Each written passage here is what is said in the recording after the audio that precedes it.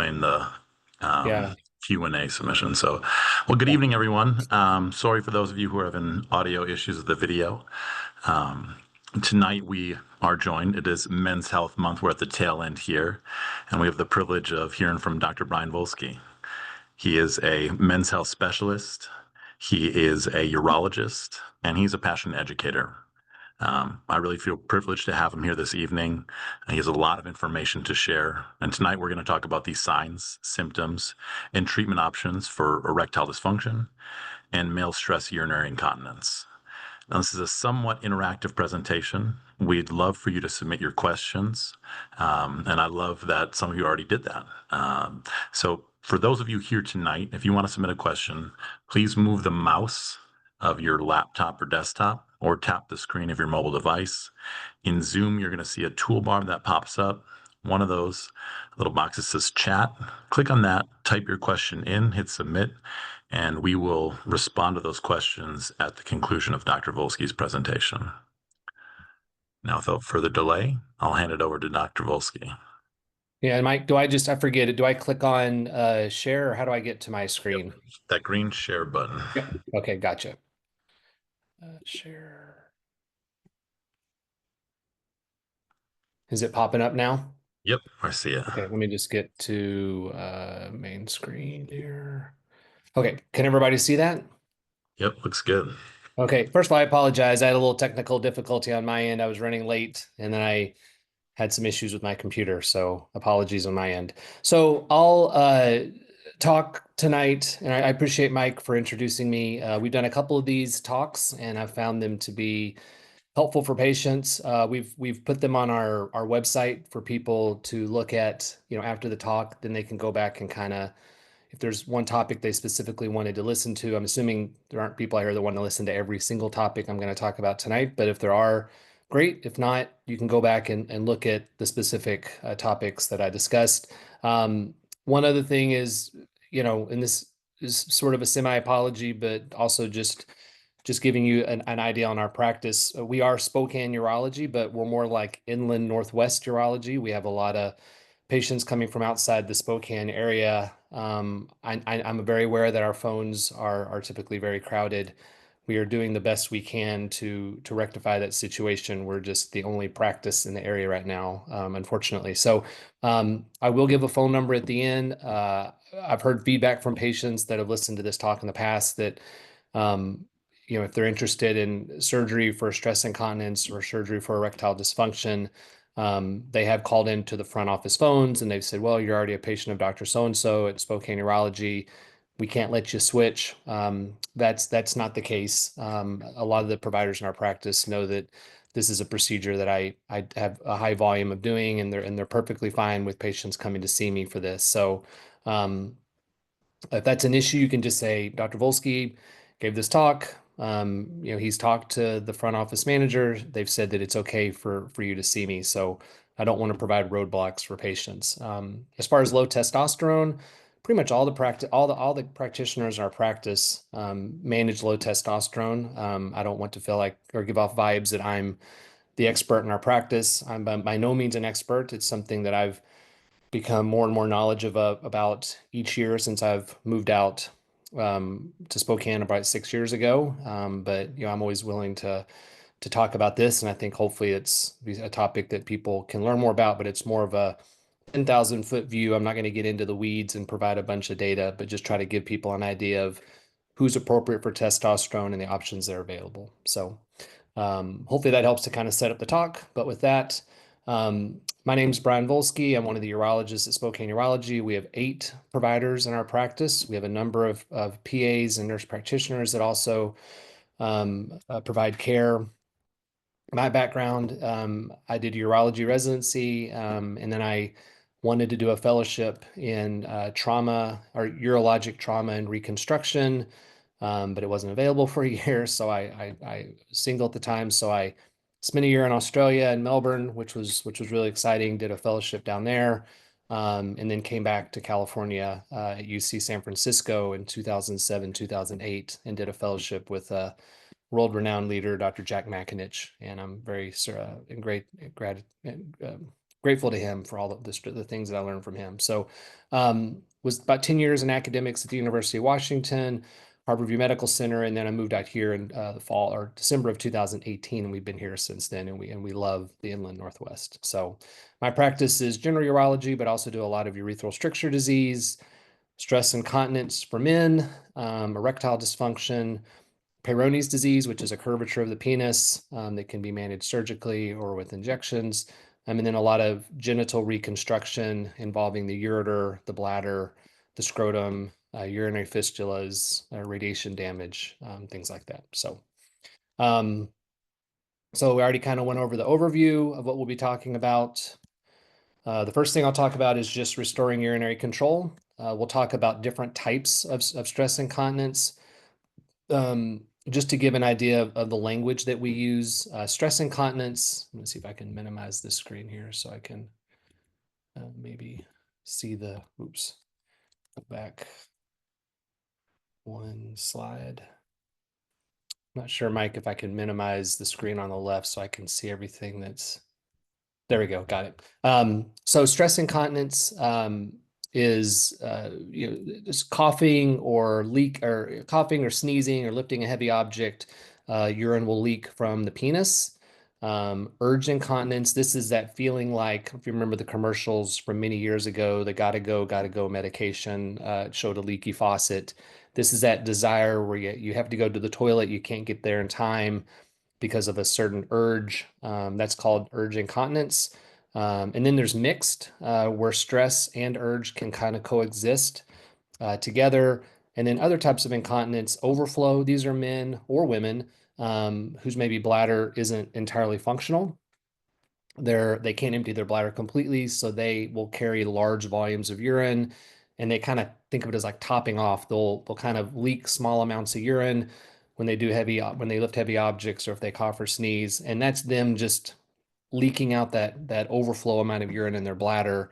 And then and for those patients, really the management is just if their bladder is not functioning, to place a Foley catheter or to teach them to do clean intermittent self-catheterization to basically allow their bladder to be emptier so that they're not leaking when they're full. And then there's functional incontinence, which we think of for patients that are older or maybe debilitated, to where there's really not a problem at all. They just can't functionally get to the bathroom in time and end up having a leakage episode because of mobility. So, um, as far as the prevalence, as far as like or incidence, or you think about how frequent this happens, urge incontinence is the most common. And in men, we see this with BPH, also called benign prostatic hypertrophy, where maybe if your diet involves a lot of energy drinks or drink a lot of caffeine during the day, where you're putting these stimulants that are kind of causing you to make more urine, and then the bladder is seeing more urine and giving you the urge where you need to go. It can also be with neurologic conditions, spinal cord injury, more commonly like a stroke, or you have a frontal lobe issue, and it's just sending impulses constantly to your bladder saying, hey, go to the bathroom, go to the bathroom. So it can be multifactorial. And then you can see stress incontinence, pretty uncommon, less than 10%. Where we see this in the field of urology in men is after radical prostate surgery, when the prostate's been removed, or if there's a TURP or some sort of endoscopic procedure where we go in and resect the prostate, where the external sphincter has been inadvertently injured, and now you can't hold urine because the muscle sphincter is damaged, or rarely some sort of traumatic event. In women, very common after vaginal delivery. The muscle has been stretched out with delivery or maybe injured. Maybe there was an episiotomy. And as a result, the patient's external sphincter doesn't work, and now they get leakage when they cough or sneeze, or they can just be stretching of ligaments that support the urinary sphincter. So after this is just kind of speaking to the most common reason, which would be after prostate cancer treatment. What to expect with leakage is that when your bladder fills up, there's two muscle sphincters. There's the internal sphincter. I'm not sure if you can see my pointer, but this is kind of shows the bladder here. This is the internal sphincter just above the prostate, and then the external sphincter sits below the prostate. This is the prostate in the middle. The internal sphincter is what your brain controls. That's smooth muscle. And when you do a prostate resection, or if you take the prostate out, this muscle sphincter is not really functioning to much capacity anymore. The external sphincter is what you're relying on. And in the instance after prostate cancer surgery, when the prostate's removed, um, we try to preserve the external sphincter. It does provide some resting tone so that when you're going about your daily activity, you're staying dry. But if that muscle sphincter has been damaged, or if the muscle just isn't that strong, it's skeletal muscle. So you can work on strengthening that muscle doing something called Kegel exercises. And what we'll find is after prostate cancer surgery, patients will start doing some of these exercises. The muscle gets a little bit stronger. Their urinary leakage, which was maybe more bothersome when the catheter was removed, slowly gets better, and then it just goes away and improves. For some men, that can take up to a year to get better. On average, within 2 or 3 months, we kind of know where patients are going to be. And rarely, some men, the urinary control never comes back, unfortunately. Maybe their cancer was more aggressive, or was a particularly challenging anatomy to take the prostate out. And in those situations, the muscle sphincter is not working. They're having higher degrees of incontinence, and that's when they kind of enter our office looking for some sort of surgical or medical management of their stress incontinence. It can be significantly debilitating. I've had men, we don't like to talk about these things. And, guys that will just stay at home, and not want to get out and do anything. It can become devastating. It can be hard for the wives to watch this because they remember their husband the way that they were. And then after this happens, they kind of retreat into this shell where they don't want to get out and interact, don't want to go out and, maybe go get dinner or go to the movies or go to a dance or some things like that. So, getting men back off the sidelines and back participating and being able to be enjoying life with their partner is where the surgical repair can kind of come in. As far as you know who this affects that have significant stress incontinence, like I said, most men it's temporary leakage. They reach full urinary control within a couple of months, and by a year it's a wide percentage here. You can see 68 to 97% because it all depends on how you define the urinary control. But the vast majority of men achieve some degree of urinary control within the first year. Um, Less common with radiation, external beam or brachytherapy, seeds, much less common to have stress incontinence. External beam and brachytherapy, less than 5% association with stress incontinence. I have seen it more commonly with the seeds or brachytherapy. And it does happen. And the thought behind that is that the radiation somehow, damages the external sphincter, and they progressively become more incontinent or leaky. Other risk factors, like I talked about, the external sphincter is just skeletal muscle. So advanced age, as we get older, muscles aren't as strong as they were before. And, these are things that you can recover with exercise, but it's harder to strengthen up muscles as men get older. So trying to maintain some sort of pelvic floor strength. But advanced age, diabetes, nerves just, especially if you've had some sort of surgery like radical prostate surgery, nerves just take longer to heal in a diabetic with poor diabetes control as opposed to one that maybe has better diabetic control. Obesity, I just think of it as you just got more weight in your abdomen pushing down on your pelvis. So you're requiring your external sphincter to provide more resting tone to keep you dry. Reduced physical activity is the same as advanced age, just kind of a, not using it, losing it type phenomenon. The muscles just atrophy and they're just not as strong as they used to be. And then can also depend on if you think about how your bladder function was before you had whatever event that caused your stress incontinence, if you had an obstructing prostate and maybe your bladder was already pushing quite a bit to get the urine out, maybe the muscles just aren't as strong as they used to be. Maybe the bladder can kind of remodel itself. Unfortunately, think of like an Arnold Schwarzenegger bladder where it's just pushing so hard to get the urine out. Over time, the bladder just isn't as stretchy. It's not as compliant. It gets to a certain pressure of fluid, and the bladder just is like, I can't stretch anymore. And it's constantly trying to push on the external sphincter. And in some men, you take the prostate out for prostate cancer surgery. You do a prostate resection where you open up the prostate. Now there's not as much resistance pushing against the bladder, and it's just easier for either this, urgency where you get the feeling like you have to go all the time, or if there's an inadvertent injury to the muscle sphincter, that can exacerbate these issues of stress incontinence. So the workup, I kind of think of it as we don't do all the things on the list that I'm showing you right here, but the most important is just the history. Find out what happened to the patient as far as when their stress incontinence began, get a background of if they've seen urology in the past, what surgeries have been done, figure out what type of leakage they have. It's pretty, with the questionnaire that we give the patient, it's pretty easy for the most part to figure out what type of stress and what type of incontinence they had, if it's stress or urge or a mixture. And then a good physical exam just to evaluate, is there something on the physical exam that might lend itself towards, something else you need to think about if you're thinking about surgery. If the patient's had radiation, does the tissue quality in the genital area not look as healthy? Are there rashes or, yeast infections from the chronic leakage that you need to think about, that you need to maybe sort of tidy up before any surgery? And then additional things that can help us to figure out the type of surgery would be like a 24-hour pad weight test. I really like this. It gives you kind of an insight into the patient's day, and I typically ask them to do a couple of days so we can get a pretty good idea. Ask, like, tell them, like, give me basically, if you're leaking, measure, if you're using an incontinence pad or some sort of incontinence underwear, take a kitchen scale, a digital scale, measure the weight when the pad is dry, and then you kind of know your dry weight.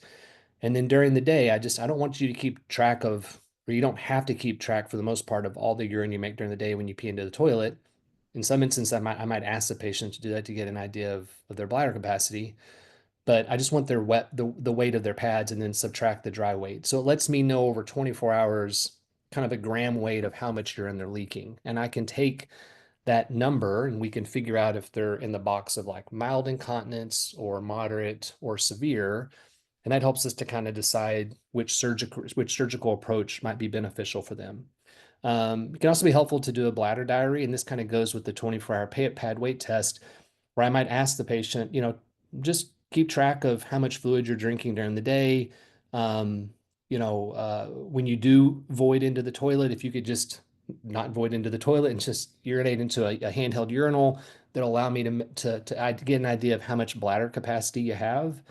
Um, if we're really trying to figure out if we think it's more urge incontinence and we're trying to figure out behavioral lifestyle modifications, I might ask the patient to keep track of the fluids they drink during the day.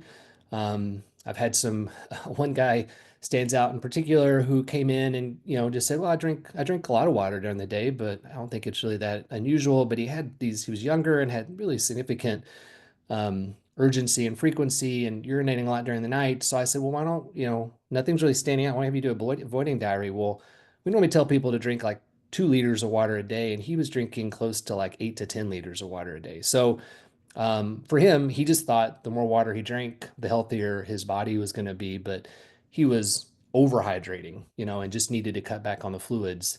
And that made a huge difference in his symptoms. So, sometimes we just assume, patients are doing their best to take care of themselves, but maybe we just need to kind of maybe lessen some stuff that they're doing, might be overdoing it. Other patients, drinking a lot of energy drinks during the day, coffee, beer at night before they go to sleep can also impact urinary control. And then, like I talked about earlier, the questionnaires, I like to use a specific questionnaire that just looks into, the first 3 or 4 questions, answer, try to get an idea, is this more urge or stress? If they're using a pad, how many pads a day are they using? How wet are they? It just gives me a snapshot on the patient's symptoms, because a lot of this you can't measure. I can't have the patient come in and just hook their brain up to a computer and it spits out all the information I need to know. I need an idea from the patient how much it's impacting them. Some patients are bothered more by the leakage than others, and these just help us to kind of helps me to understand what's bothering the patient the most, and maybe sort of clue into, if there's maybe a small intervention that's going to make a big difference, maybe I target that as opposed to bigger interventions that may not matter to the patient as much. And then lab testing. We want to make sure there's not a urinary tract infection. I do rely heavily on cystoscopy. If I'm thinking about a surgical procedure, a cystoscopy is taking a camera, looking into the urethra, into the bladder, and I'm just looking to see if there's any mechanical obstruction, if they had radiation or prostate surgery. Is there any scar tissue that we need to be aware of that might be a surprise on the day of surgery? And then also just want to see what the bladder looks like. Maybe get an idea of their bladder capacity. And in rare instances, if I just can't figure out the type of leakage they have, we can do a test called urodynamics. It's a test we offer in our office. It's a small catheter that's got a pressure transducer on the end of it, and we can put it into the penis. It goes into the bladder, and then another one we can put into the rectum that kind of gives us an idea of the abdominal pressure. And then the one in the bladder gives us an idea of the bladder pressure. And then we can fill the bladder up, get an idea of how stretchy or compliant the bladder is, which is a healthy thing.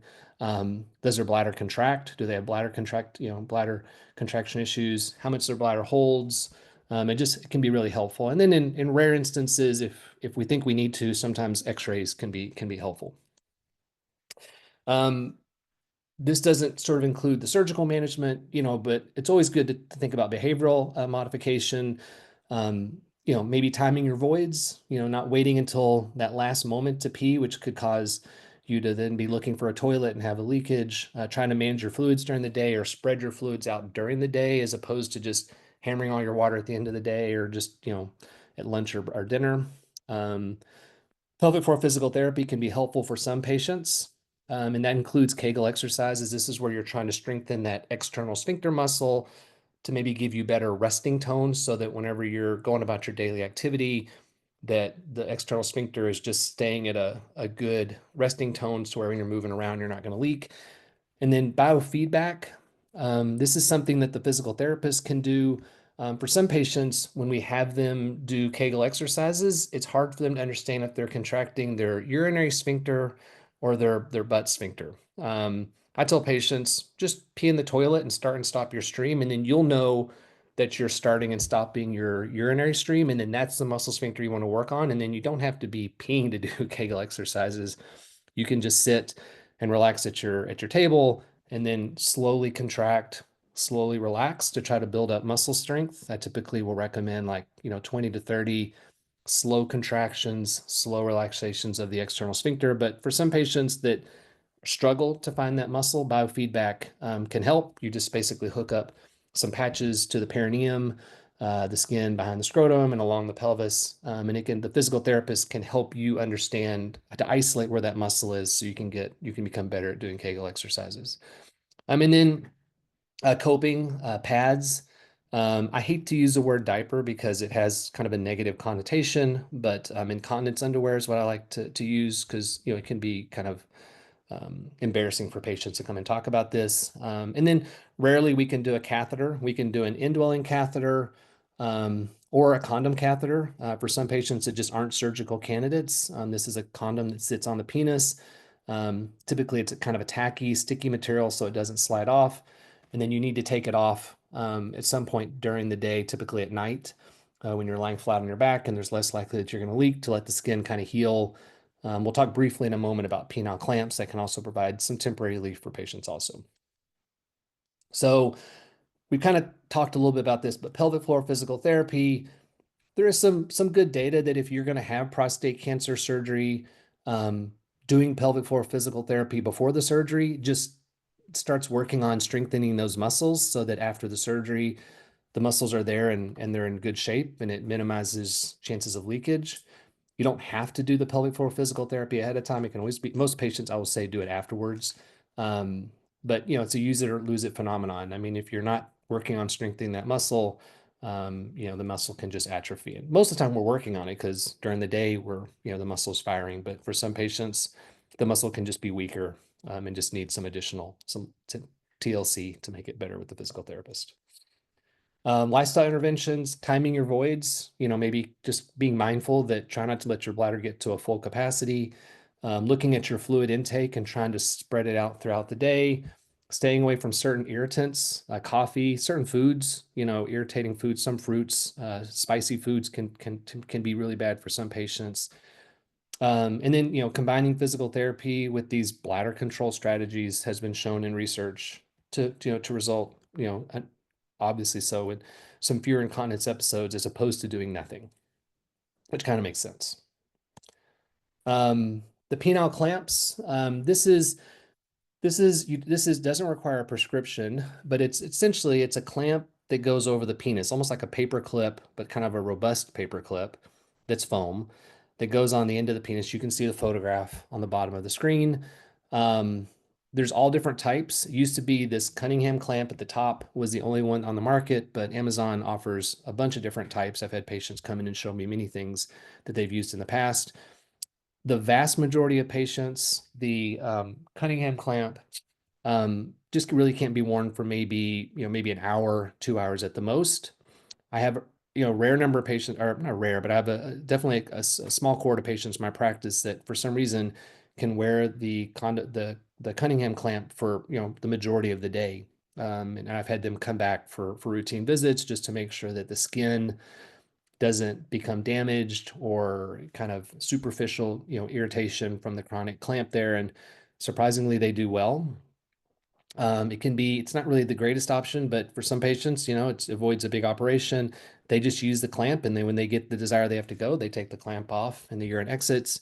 Some patients will use this just for social situations to get out, for a couple of hours and not have to worry about leakage. But for a lot of patients, just being, honest, when they come in, they say, look, I can wear this for maybe 15 or 30 minutes and it's just uncomfortable. And I don't push people and tell them, well, you got to wear it for longer. If it works for them, great. If it doesn't, we just try to find another strategy.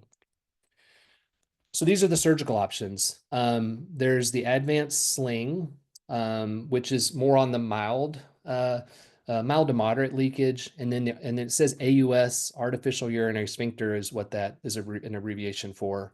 Um, but you can figure out mild, moderate leakage by the number of pads per day. But if you've done this long enough, you realize that everybody's pad per day is different.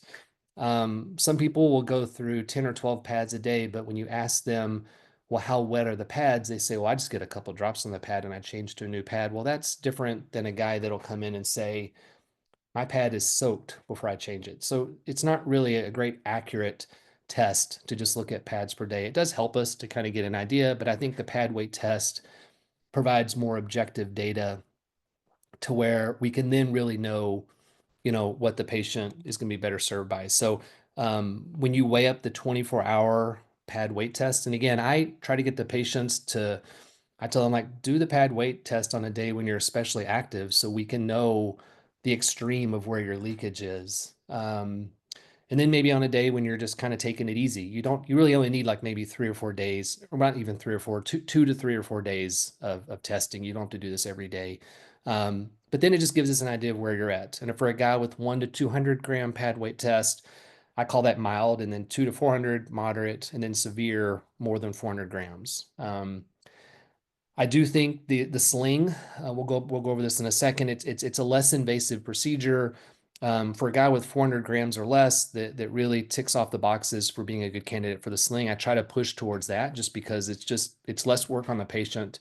And you can always go to an artificial sphincter if the sling doesn't work. And I'll go over each of these procedures, but it just helps us. This helps me to figure out where people are at. I've had a couple of guys have come in over the years and have said, look, I just don't want the artificial sphincter. There's a button you have to squeeze to get the cuff to open and close, requires more work, or maybe they don't have the greatest hand dexterity. And they say, look, if the sling can reduce my leakage by 50%, I'd be happy. So sometimes just having an understanding of what the surgery can offer and maybe what the patient is able to handle can be helpful. So I'll talk first about the sling. It essentially acts as a hammock. It's a polypropylene mesh that just kind of supports behind the urethra, where just below where the prostate used to be, and it just basically holds the urethra in place, kind of like a backstop, so that when you do any heavy activity, instead of the urethra prolapsing down and the urine leaking out, it just keeps the tissues in place so that you don't leak. This is device. I mean, I'm trying to think of the exact time. Remember, it came out. There have been other variations. There was something called the Invance sling, which was a bone anchored screw, and then it went to the Advance, and now they're on to the Advance XP. The Invance sling was in favor when I was a resident back in 2000 and 2006. The Advanced Sling came out after that, and then the XP has been available in the United States probably for the last 4 years or so. And the XP, the thing that's nice about this is it has these little tentacles off the sling arms. It just kind of helped the sling to kind of stay in place, so you just get more durability over time. So I'll talk about the procedure here in a second, but like just kind of highlights it's mainly for guys with mild to moderate leakage. Um, a requirement is your external sphincter has to be functional. So these are patients whose urethra maybe just prolapses and it doesn't stay in place. You're just trying to suspend the urethra up so that it doesn't prolapse down and leak. But if the patient on cystoscopy doesn't have a visible contraction of their external sphincter, this isn't a great option because they're going to continue to leak. So I like to assess that by just bringing them in the office for cystoscopy, putting a camera in the bladder, and just ask them to contract their muscle sphincter. So that kind of is, it's a really easy, quick test that gets us that answer. Um, I'll kind of, let me see where we're at. Yeah, I'll go back to the procedure itself. The way it works is it's an incision behind the scrotum, and we dissect back to the urethra. The procedure itself probably takes an hour to do, minimal blood loss. The mesh is not coated with any antibiotic substance. Don't confuse the mesh with the meshes you heard about in the literature, vaginal meshes for women that had prolapse, where they were just plastering the vagina with all this mesh and there was erosions and complications. If you put this in the right patient, there shouldn't be any complications. I've never had a mesh erosion from this. I've treated mesh erosions from other providers who have put it in patients who probably shouldn't have gotten the sling and should have gotten something else. But it's a safe procedure, and it stood the test of time. And it's always been on the market. It's never been taken off the market. So don't think about that. But anyway, so there's an incision behind the scrotum. We could have sort of put the sling behind the urethra, and then we make two little incisions kind of up in the inguinal crease, and that's where we bring the sling arms out. And then it just basically acts as a hammock to keep the urethra in place. Patients go home from the post-operative area. I ask my patients, even though the updated version has these extra tentacles that keep the sling in place, I still ask the patients for the first 6 weeks or so to avoid, heavy lifting, squatting, bending. I know I have OCD and I think as you do this long enough, you want to avoid, bad outcomes, and you tend to focus on it a lot. But I ask the patients to get slip-on shoes, so they're not bending over a bunch to tie their shoes, to really, maximize soft bowel movements, really try to avoid constipation. And then after 2 days, and have them do that for the first 6 weeks. After 2 days, they take the catheter out at home, and then they see me in the office in about a week just to make sure they're urinating okay. And if they're doing fine at that point, then we see them back in 3 months. A pretty common theme for patients is they will say it almost feels like they're learning to urinate again, because when they pee, there definitely is a little restriction on the flow, because that's what the sling is doing, is providing some support. Um, I've had a handful of patients over the years who the sling has done, it's just worked a little too well to where they've had some temporary, retention. One guy most recently, we had to put him on self-catheterization for about a month or so. I took all the restrictions off of him and had him just do more squats. And within a month, the sling had loosened up and he's now voiding on his own completely dry. So, to my knowledge, I've not had anybody go into complete retention with the sling. I've not had any erosions of the sling material. I've not had any infections. Um, and the sling is in a different area than where the artificial sphincter would go. So if you've had a sling in place and it's kind of not working now, you can always have an artificial sphincter in later, and I'll talk about the artificial sphincter in a second. A couple questions in the past have been, if you've had the sling put in, can you get another sling put in if it's not working? That's been done by other providers, and has been shown not to really provide any benefits. So I'd say most high volume implanters don't recommend just putting another sling in, just because the data has shown that it's not going to be beneficial. Patients that aren't good candidates, and these will follow the same theme, but pelvic radiation. When I say prior urethral surgery, this would be like urethral reconstruction in the area of where the sling would go, something called a urethroplasty. Um, Absent bladder function. So if your bladder's not working, the sling's not going to work, because you're going to have to catheterize after that. So you could do it, but you really want to have some degree of bladder function. You want their muscle sphincter to be functional. And if they've had multiple urethral injections to kind of bulk up the urethra, that also can be an issue. And for the urethral surgery, the radiation, and the multiple urethral injections, the common theme of that is anything that creates inflammation around the side of the urethra where the sling's going to go, the sling won't lift up the urethra to give it a good outcome. So you want the tissue there to be somewhat compressible. And if it's not going to compress because of radiation or urethral surgery or urethral injections, the sling will just push against the urethra, but it won't provide the support you need to be dry. So those are things as in an office visit that you can figure out pretty quickly when you talk to the patients and do their physical exam. So that's the artificial sphincter. I'm not going to read all the data on this slide about the artificial urinary sphincter, but that's what we're going to talk about next. This is for guys with more moderate to severe incontinence. This device has been around for 50 years. Um, uh, you know, I'll talk about, I'm not going to go through all the stuff on this slide, but I'll kind of talk about each of these things as I get through the talk here in a second. So this shear on the left shows the control pump. So this is the penis here. So the artificial sphincter has three components. There's a control pump here that sits in the scrotum about the size of my pinky finger. It's inside the body, so nobody knows that you have it. And then there's the cuff that goes around the urethra. And then there's the pressure regulating balloon, also called the PRB. It's about the size of a ping pong ball. And what happens is when you squeeze the control pump, the fluid in the cuff basically goes from being compressed so that you're dry, and it leaves the cuff, cycles through the control pump back to the pressure regulating balloon, and then the cuff opens up.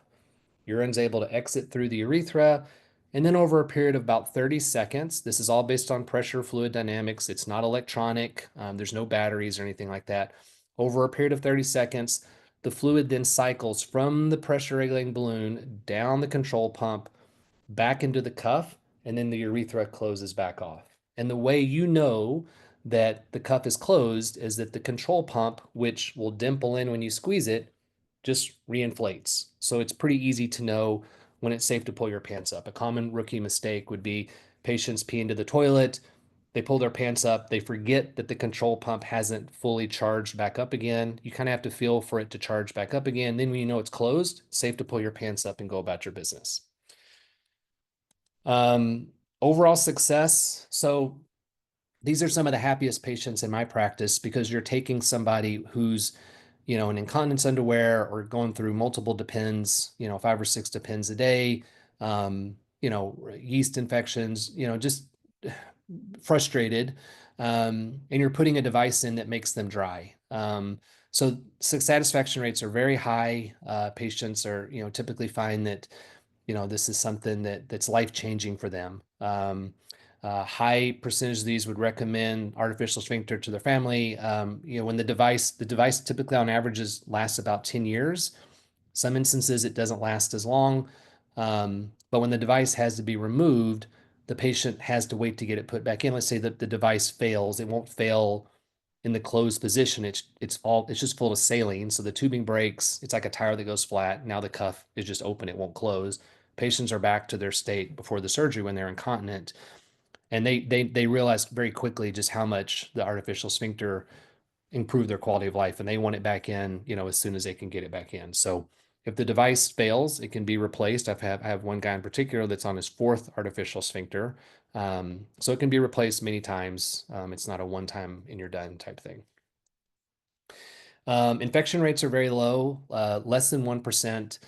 Probably 2 to 3% or 1 to 2%. It is coated with an antibiotic substance. You'll hear this when I talk about the penile prosthesis called inhibizone. It has minocycline and rifampin. Higher infection rate would be patients with radiation, just because we know that radiation affects vascularity, can sometimes increase the risk of infections. Advanced age came out. Those were 2 big things in a study that we were participating in, looking at infection rates. But I would also say poorly controlled diabetes. For patients that don't have greatly controlled diabetes, their A1C is, in the 9 or 10 range, I just tell them we got to get the diabetes under better control before we do the surgery, just to reduce the chance of an infection. Erosion rate. So an erosion would be the cuff that's around the urethra is too tight, or the patient has kind of fragile tissue.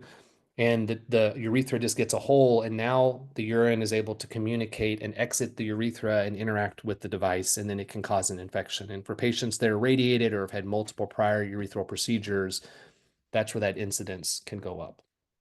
And then once the device is eroded, it has to come out. And then hopefully we can put the device back in, but for some patients, we can't get it back in, which could be frustrating for patients to deal with.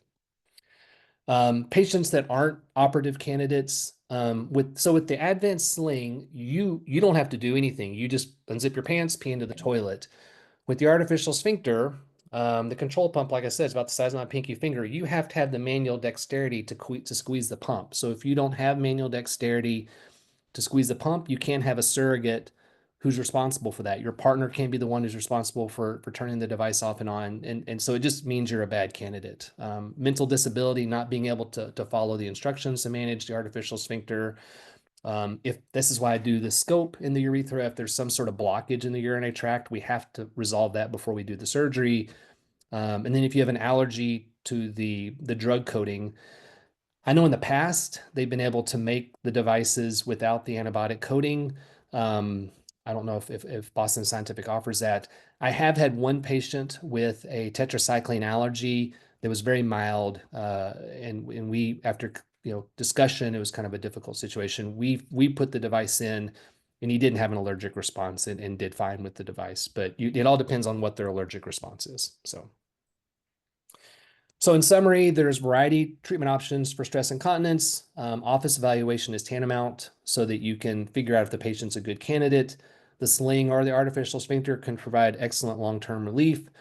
And just meeting with the urologist to talk about this is important. Fixincontinence.com is the Boston Scientific website that has great resources. They came out with a series called Dry, that basically looks at the patient's perspective, the partner's perspective, and just kind of walks through, how the surgery can impact the patient. So I'd highly recommend that if you're interested. They've got a lot of great graphs on there and cartoons that show how the device works. So next we'll talk about low testosterone, also called hypogonadism.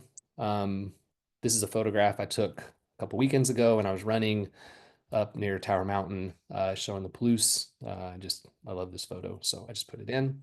So first of all, just to preface, I'm not, the expert in our practice about low testosterone, but it is a topic that Mike thought would be good to discuss tonight, and I was more than happy to speak about it. All the providers in our office can treat low testosterone, but I thought I would just discuss, you know, just a brief overview of what low testosterone is, how we can manage it. Hopefully, this will help patients in our practice to understand what this is. So, the axis of how the pituitary, so you've got the hypothalamus, which releases a substance called LHRH, also called GnRH, gonadotropin releasing hormone or luteinizing hormone releasing hormone, that goes to the pituitary in your brain. The pituitary secretes luteinizing hormone or follicle stimulate and follicle stimulating hormone. So LH and FSH.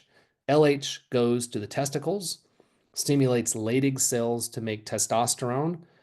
And the picture, you don't see it, but FSH goes to the testicles and causes the Sertoli cells to make sperm. And then what happens from there is the testosterone goes out throughout your body, and has the effects that it needs to. There's also the adrenal gland, which participates in like less than 10%, but provides some adrenal androgens also. This photograph, I'm not an artist, so I couldn't create a photograph myself. I took it from this delightmedical.com website, but it was showing how testosterone can go back and affect the prostate, but it really goes throughout the entire body. And I'll show that on the next slide here. So we think of testosterone and we think of libido. It helps our libido, our energy level, but it has multiple other benefits.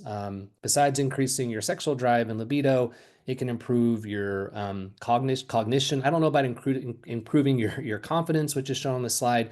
It may be more confidence because you feel better and you're not so tired, but improved mood, cognition, which would be memory, can be improved with testosterone. Muscles, bodybuilders and athletes in the past.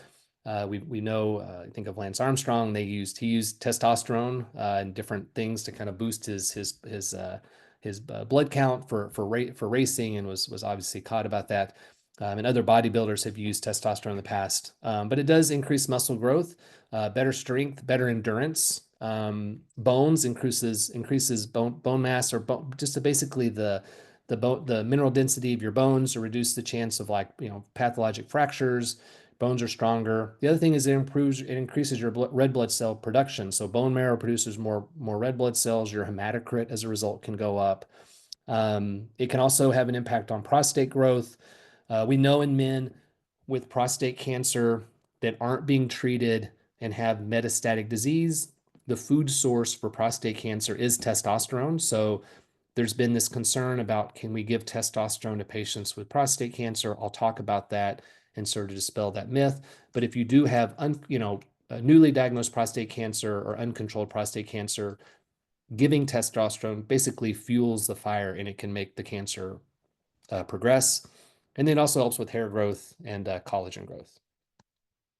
So as we get older, this picture just shows age 10, and in each decade. 20s, your testosterone is at the highest level, which makes sense. Well, we've got a lot of men doing things, kind of, you get that sex drive at that age. And then as you get older, the testosterone level just drops. Not everybody in their 60s and 70s is being supplemented with testosterone. We have a lot of men, the vast majority of men, I'd say, you look here, it says, low testosterone, 20% of men in their older than 60, 30% of men older than 70, 50% of men older than 80. I've had men that have come in that have felt great. They've had a testosterone checked, and their testosterone was low, and they've been referred to our practice for treatment. But when you talk to the patient, they say, "I actually feel fine. I don't," and they don't have any labs or any physical exam findings that warrant a testosterone replacement. So for those patients, it doesn't make sense to replace testosterone. I've had men come in who don't theoretically have a low testosterone, but they're younger and they're at the lower end of what we would consider to be a normal value. And replacing testosterone for those guys can be really helpful because they're symptomatic. We've just given an arbitrary number that less than 300 is, quote, abnormal, but it also can be if you're symptomatic. And that can sometimes be difficult with the insurance company. They may not want to give testosterone if you don't have an official diagnosis of having a level less than 300, but there are compounding agencies, and it can be done to replace testosterone. Younger men can also be affected. Obesity. What happens in obesity is your body makes more aromatase, which basically will convert the testosterone to estrogen, so that can drop your testosterone level. That can also happen in diabetes, and also obesity's chronic inflammation can have impact on different molecules in your body that can bind up testosterone and make it less available. Diabetes can affect sort of cause insulin resistance. You get sex hormone binding globulin that can gobble up testosterone, and now your testosterone levels are lower. Opioid or steroid use can impact, we talked about that, pituitary axis. It can impact the pituitary gland to where it doesn't make the molecules that then stimulate the testicle to make testosterone. And then any sort of disease of the testicle or chemotherapy can sometimes damage the cells in the testicles, or radiation, if the testicles are involved, can be impacted. And then we don't really understand, and this was something that I've learned about, and I definitely read more about it when I was putting this talk together, but obstructive sleep apnea. We don't really understand why obstructive sleep apnea can cause low testosterone. The thought is it's also causing kind of chronic inflammation in the body and can impact some of the pituitary axis where testosterone production occurs. So there's definitely been an association between treating obstructive sleep apnea or maybe even treating low testosterone in the setting of managing obstructive sleep apnea kind of together. So that's something that I've started asking patients about in my practice. So symptoms of low testosterone, we talked about how it benefits. Well, you can see what happens when it's not high. Fatigue, body hair loss, increased body fat, mood changes, affected memory, low sex drive, reduced muscle mass, bone density can be affected. How do we diagnose it? So it's just a blood test. We typically recommend getting the testosterone checked. I just do a total testosterone. I tell patients to get it done before 9 in the morning. That's the most sensitive time in the day to get it done. And we ask them to get 2 tests. Don't get both tests on the same day, but separate it by at least 24 hours. That satisfies the diagnosis of low testosterone. And then hopefully will get us a diagnosis. The patient also has to be symptomatic. So if they're symptomatic, that also goes in with treatment. There's different options for treatment. I have, every practitioner has their way that they like to treat low testosterone. I will tell you that for me, I've tried topical testosterone cream, 1.625% androgel. And I personally have struggled with that with a lot of patients. I mean, there's a lot of restrictions. They got to apply it kind of to their arm here. You want them to, wait until they get out of the shower. You definitely don't want to apply it and then get in the shower because you'll wash it off. You also don't want to apply it and then go out and get really hot and sweaty because then the cream can doesn't get absorbed. You also want to, after it dries into your skin, after you put your shirt on, you want to make sure there's always a theoretical chance that if you rub against your partner, it could get transferred and absorbed by a woman. I also have had instances, I've had patients that have done fine with it, but I'd say more often than not in my practice, it's just hard to find a steady state of the testosterone that works for them. The pros are if it does work, you get a steady state every day. So you don't get the peaks and valleys that you do with some of the other treatments. Typically, it's like, one or two pumps a day, and you can modify the dose for the patient. I tend to be more of a believer in the injections just because it's more reliable for me, and and I try to do like a weekly injection so you don't get so you can give it like every week to every 2 weeks. I've seen some providers that have given like 3 or 4 week injections. The problem with the 3 or 4 week injection is it's got to last 3 to 4 weeks, so you have to give them a high dose, which then results in a really high swing at the beginning, and then it sort of tailors off towards the end, so you get more of a varied response. I find if I can give it weekly, then you don't get as much peaks and valleys. And I find that patients do well with that. A con with this is that this picture here shows the injection locations for the testosterone. If you have a needle phobia, this can be, tough for some patients. Um, and then, if you want something that's more steady state, I try to just tighten it up and not do every 2 weeks, but try to do it every week if I can. Um, in our practice, we don't offer the implants and the pellets. Part of the reason is that it actually costs more money. We actually to put the pellets in cost more. We don't, I mean, there's no way we can make any money on it. It's not a money maker for our practice. We're actually losing money every time we put the pellets in, and we just haven't had anybody in our practice that's wanted to take on the role. It also can be quite frustrating for patients just because it's like 4 to 6 pellets that are put subcutaneous under the skin. It's not a permanent thing. It's got to be replaced. So just having those pellets replaced can be uncomfortable for patients. There have also been reports of the pellets extruding. It just hasn't been something we've offered in our practice, but other practitioners offer this. We just haven't offered it. Um, you might be thinking to yourself, why not just give a tablet? I mean, this seems really silly. You're doing everything but the easiest thing, which is just giving a tablet. In the past, you worry about this thing called the first pass phenomenon. So when you take a tablet, the first place it's going to go is your liver. And the oral formulations in the past were very toxic for the liver and could cause, liver issues. So we had to give the testosterone in an alternative manner through topical cream or injections to bypass ingesting it and kind of having it first kind of go through the liver. Recently, there has been an oral formulation that's come about. That it's still fairly pricey just because it's not generic. That's now being offered. There's also a nasal option where you do a spray 2 times a day. Well, when you spray it into your nose, it gets into the blood supply and then gets absorbed into your body. So those are other options that are available. Tend to be a little bit pricier. And then for the younger patient who wants testosterone replacement but doesn't want to have it potentially impact their fertility. And I haven't talked about this, but when you give testosterone exogenously, meaning you're delivering it through the ointment or the injection, you're kind of telling the body that it doesn't have to do testosterone. And what happens is when you give the testosterone, it sort of tells the pituitary to stop functioning. Well, it's not sending follicle stimulating hormone, which stimulates sperm cells. It's also not stimulating your body. Typically your body's already not making testosterone, but what can happen is your testicles can kind of atrophy and they can shrink and it can affect sperm function. So for a younger patient that comes in that needs testosterone replacement, we first thing I always ask is, are you interested in fertility? And if they're not interested in fertility and they just want to do the easiest option or the most reliable, we'll typically point them towards injections.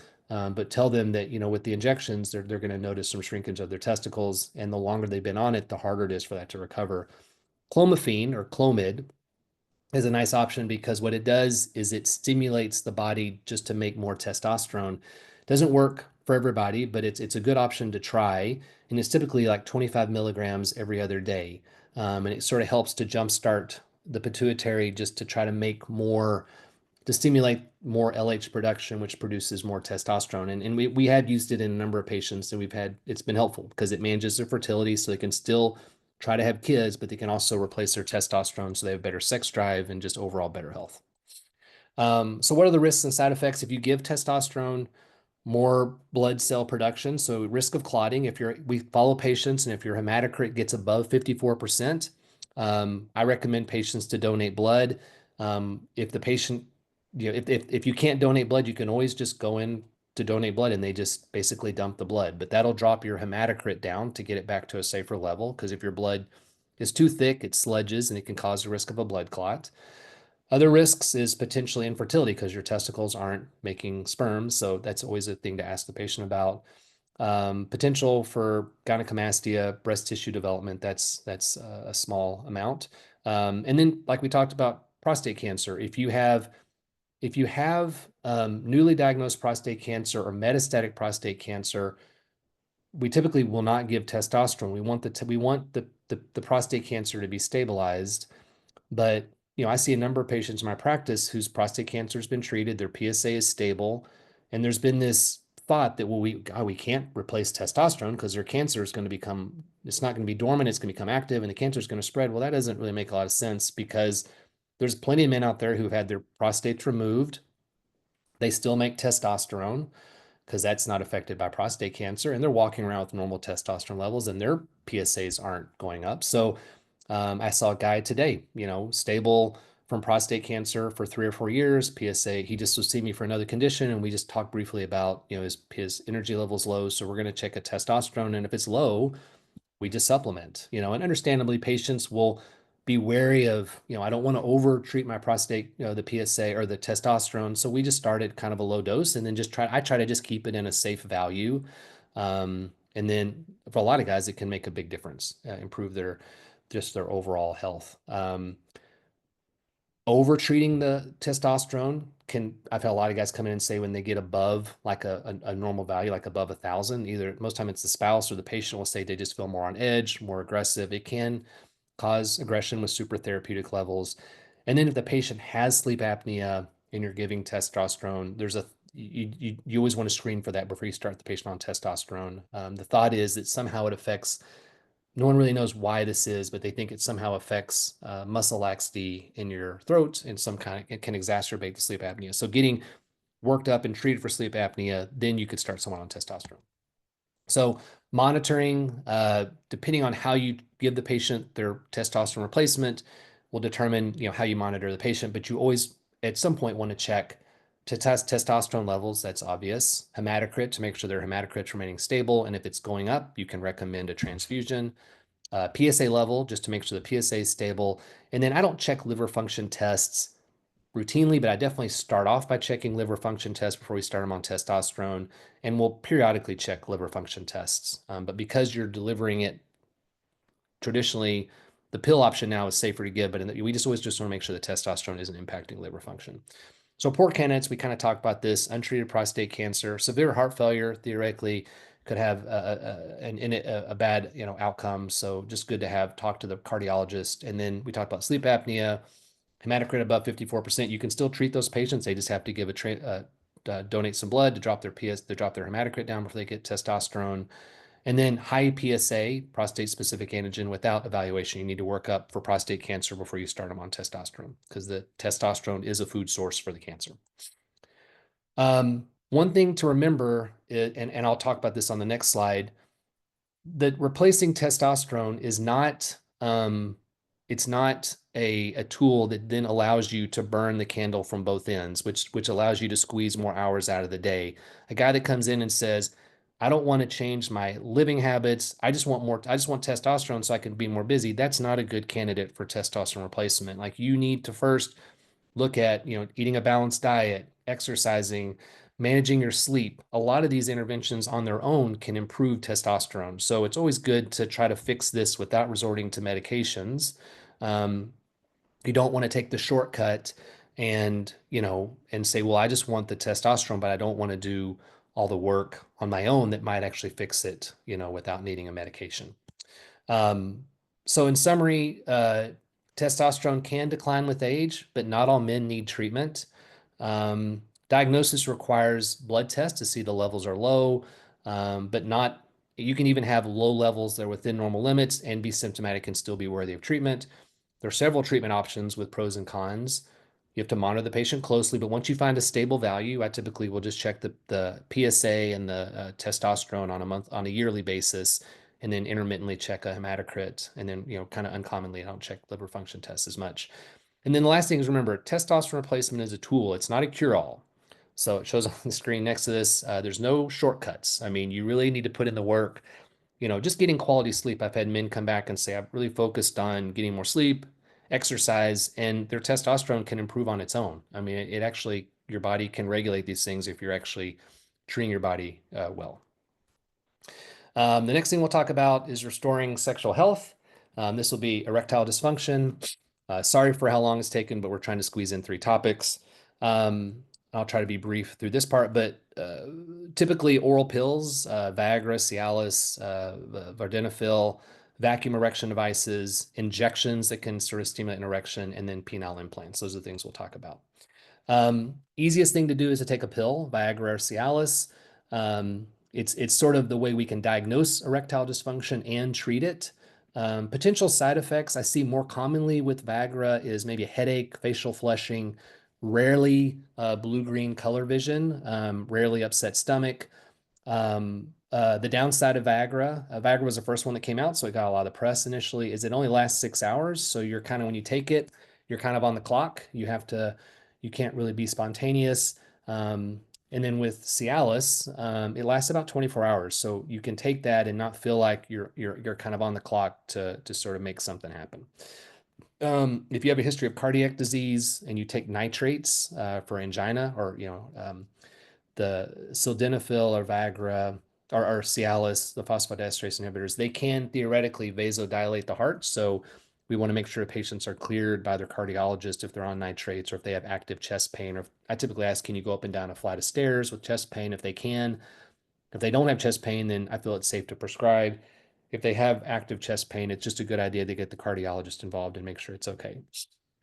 Um, for diabetics, typically the way diabetics will get erectile dysfunction is the nerves that stimulate the penis to go through the cascade of bringing blood into the penis to get the penis erect. Those nerves don't work. For the pills, the nerves have to work to get you to go through the cascade to go to erection. So I still prescribe phosphodiesterase inhibitors, Viagra and Cialis, to patients with diabetes.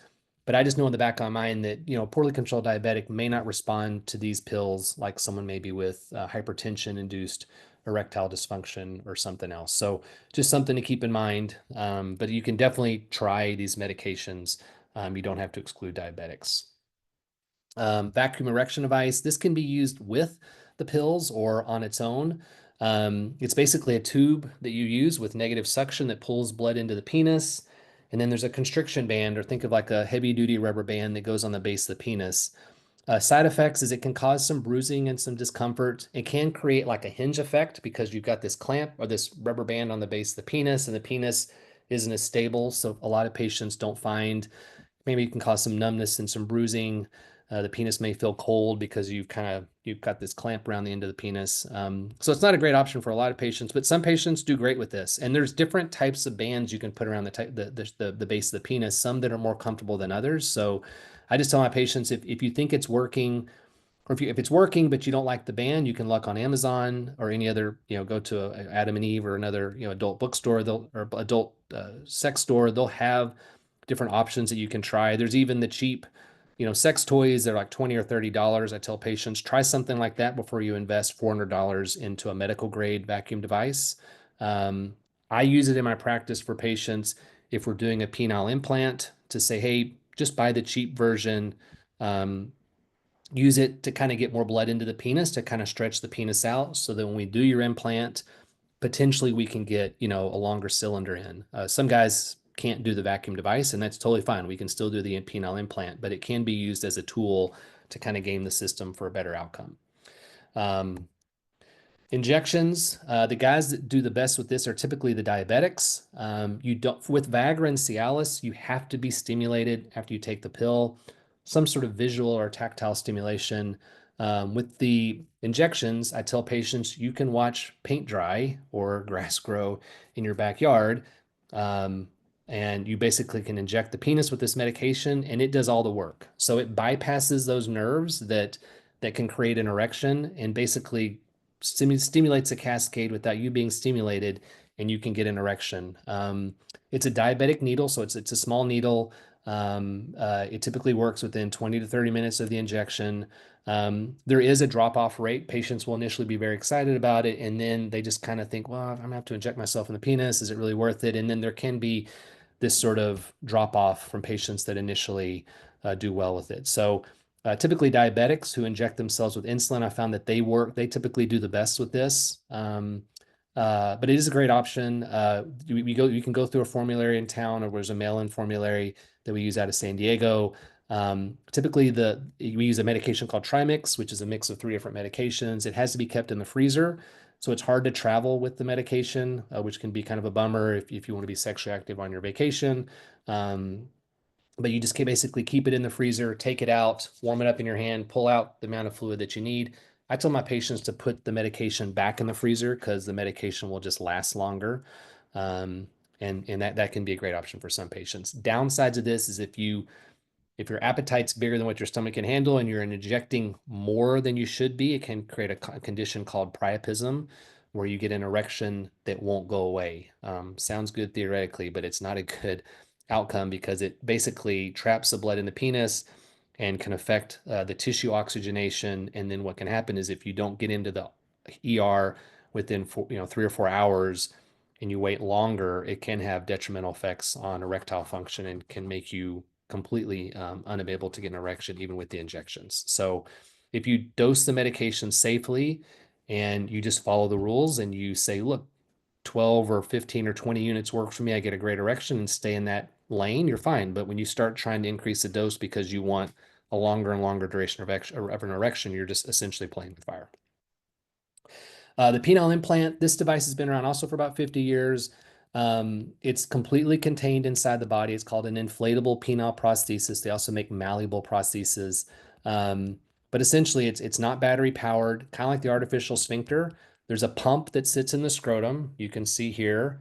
It's a little bit bigger than the control pump for the artificial sphincter. It's about 75% the size of like a ping pong ball. And then there's 2 cylinders that go in each of the corpora, the right and the left. And then there's that same pressure regulating balloon for the artificial sphincter, whereas the artificial sphincter pressure regulating balloon holds like 25 milliliters of saline. This one holds anywhere between 65 to 100. So it's a bigger reservoir, mainly because that fluid has to go into the cylinders to give you an erection. High satisfaction rate. I tell patients it's a tissue expander. So once we put the device in, and I'll kind of go through briefly what that is. It's an outpatient surgery. We make an incision on the scrotum. We open up the corpora, and then we kind of ream out the erectile body tissue there. And then we have certain lengths of implants that we put the implant in. I typically make a separate incision on the belly. That's where we put the reservoir. You don't have to make the separate incision. I just traditionally have made the separate incision. And then you hook up the device. And then when you pump the control pump, it pulls the fluid from the reservoir that sits kind of behind your rectus muscle or that six-pack muscle in your belly, and then the implant will inflate. I tell patients it's going to feel different than a vascular erection because it's a cylinder that's causing the penis to get erect. It's not blood going into the penis, so it's going to be different. If you fondly remember your 20 or 30-year-old erection and that's what you want, newsflash, the penile implant is not going to give you that. It's going to give you is you will maintain sensation. If you have the ability to orgasm, you'll still be able to orgasm after the implant.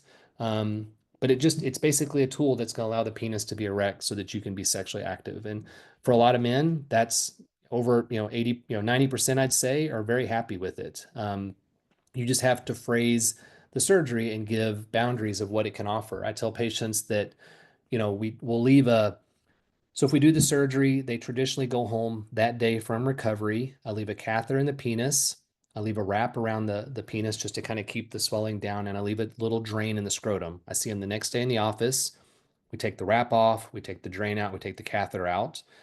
We leave the implant about 20% inflated. That's just to kind of keep those cylinders seated. I see the patient about 2 or 3 weeks later. Um, about half the patients, or a little bit over half the patients, we can then deflate the device and we can teach them to inflate, deflate the device that day. The other, 40 to 50% might need another couple weeks to kind of recover. But once they're able to cycle the device, there's about 4 weeks of homework where the first week we just want them to kind of turn the device off and on. The second week, inflate it as much as they can, hold it for 5 minutes. Weeks 3 and 4, I have them inflate it as much as they can and hold it for 20 minutes. And then they can start using the device after those 6 weeks, or after those 4 weeks, once they are able to do their 4 weeks of homework.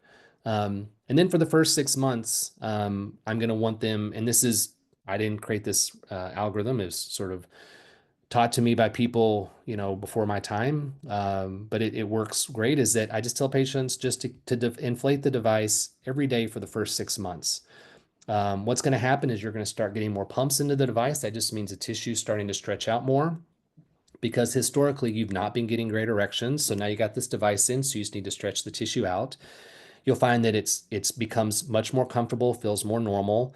And what you're going to find also is that the implant can stretch out. You can get some length related to the implant. I never promise a patient what length they're going to have. I tell them whatever you can stretch the penis to before surgery, that's the length we can get you to. And then hopefully, as you start cycling it, meaning inflate, deflate, the tissue will start to stretch out more. And frequently, when you see the patients back at 3 or 6 months or a year, they'll say, "Oh, yeah, as I inflated the device more and more, I got more comfortable using it. It felt like just a second part, just a natural part of my body. And then the device did stretch out, and they're much more happier." The patients who I found have not been that happy are the ones who don't really cycle the device. They don't put the work in to kind of let the tissue expand, and then they're frustrated. And first I try to engage patients, and most patients that are coming to see us, they want the device and they want to do the work, and the vast majority do it. But the patients I've seen who haven't been happy, there's typically a common denominator of either in their mind wanting to be back when they were 20 years old, when they had this rigid erection. The implant's not going to get them that. It's going to give you a rigid penis to be sexually active. And then the other patients are the ones that come in and say, "Well, I just don't really want to do the work to be cycling because it's uncomfortable." Well, you have to do that to stretch the tissue out. And then everything works great, and patients typically are very happy with it. Just like the artificial sphincter, on average, it lasts about 10 years. It's filled with saline. When the device fails, the tubing just breaks and it's like a tire that goes flat. Patients know immediately that the pump's not working, and then we can replace the device. So it can be replaced. It also has this antibiotic coating substance on it, which we talked about earlier, inhibizone. It's also on the artificial sphincter. When the device is deflated, it's completely flaccid. It feels normal, but when it's inflated, it's going to feel rigid. There's 3 different types. There's 2 different pumps. This pump is their traditional pump that's always been available, and then there's this new pump called the Tenaccio. It's nice because it has better grippers on it, so I think it's easier for patients to feel it. The other thing that's nice is that with the old pump here on the left, you had to fully press the device, and there are some men that just don't have the pinch strength. And I try to assess that before the surgery. Sometimes it's the wife or the spouse or the partner who can help, kind of almost like foreplay to help kind of inflate the device. But the nice thing about the Tenaccio pump is you can almost just flutter pump it. You don't have to fully deflate it, so it allows the implant to inflate easier for patients that have a little bit more, grip strength issues. And then the malleable prosthesis, it's like a Gumby penis. This is just an implant that goes in. There's nothing that's inflating or deflating. You just bend the penis when you want to be sexually active. It's typically for patients who aren't great surgical candidates. I don't put a lot of these in. I try to tell patients ahead of time that the penis is just going to feel more rigid There's definitely a breaking in period over the first 3 months or so when it can be very hard just to bend it because you're bending tissue that you just operated on. So it is a good option, but I'd say it's definitely a minority. I probably have put 4 or 5 of these in the last 5 or 6 years. We just don't typically see a lot of patients that qualify for that. So we talked about the surgery. It's a day surgery. You go home that day. You come back the next day to get the catheter and the drain and the wrap off. Expect there to be some bruising over the scrotum. I tell patients to take it easy, for the first couple of weeks. If you're particularly active, the scrotum you can get quite a bit of swelling and ecchymosis or bruising, which can then make it hard 2 or 3 weeks down the road to be able to fill the control pump to get it deflated. So, we tell guys don't sit in your Barca lounger and not move around for the next 2 or 3 weeks, but definitely don't go out and sit on your riding lawnmower or do anything like, a bunch of squats and crunches or ride your bike that could, cause some bleeding or swelling after the surgery. Infection rate's also low, 1 to 2%. Infection patients that typically where it gets infected, we think of poorly controlled diabetics. Patients, I mean, the more times you revise the device, the higher the infection rate gets. However, with antibiotics and an experienced team, that number is still low. Erosion, this would be if the device, erodes out through the tip of the penis. That is uncommon, and when I have seen it, I saw it recently in a patient. He had a injury to his penis, years before, and had some scar tissue fibrosis. And over 3 or 4 years after the implant had been in, he wasn't always deflating the device, which was against what we had kind of asked him to do, and just keeping that device semi rigid constantly. The cylinder is just pushed out through the tip of his penis, which then it becomes a surgical issue. We have to take the implant out. So always good to completely deflate it. And then these are things we screen for before the surgery to make sure they're good candidates for the surgery before we proceed. So in summary, there's a lot of options available. Just like the fixincontinence.com, there's edcure.com. They also have a series that they put out. This is kind of a play on words. It's called Hard.